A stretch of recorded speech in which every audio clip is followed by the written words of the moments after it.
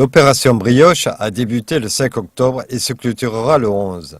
C'est une action nationale organisée par l'Union nationale des associations de parents et d'enfants inadaptés.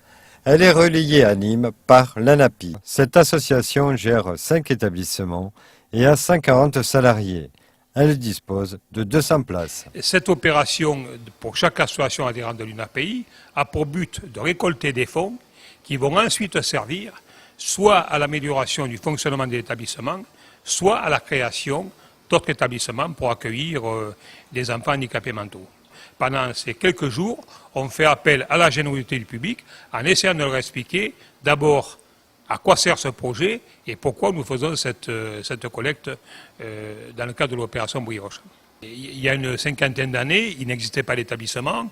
La plupart des handicapés, qu'ils soient physiques ou mentaux, étaient gardés par leurs parents, car ce n'était pas confié à des voisins souvent. Bon, il y a eu une prise de conscience de la part des parents.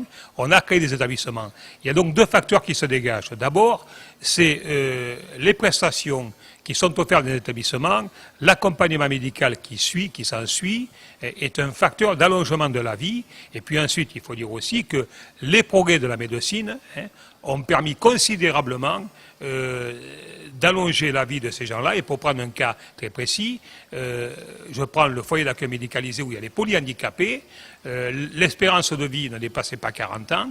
Et maintenant, il est quand même courant de voir des personnes qui ont 55 et même 60 ans. J'ai toujours à cœur de mettre en valeur ces établissements, les équipes qui animent ces ateliers divers. On est toujours très étonné de voir la capacité, tout le potentiel que ces personnes en créativité, en milieu de travail ordinaire, en ESAT. Si vous désirez acheter des brioches, vous les trouverez ce samedi dimanche au Halles de Nîmes et uniquement ce samedi au marché U, route d'Alès.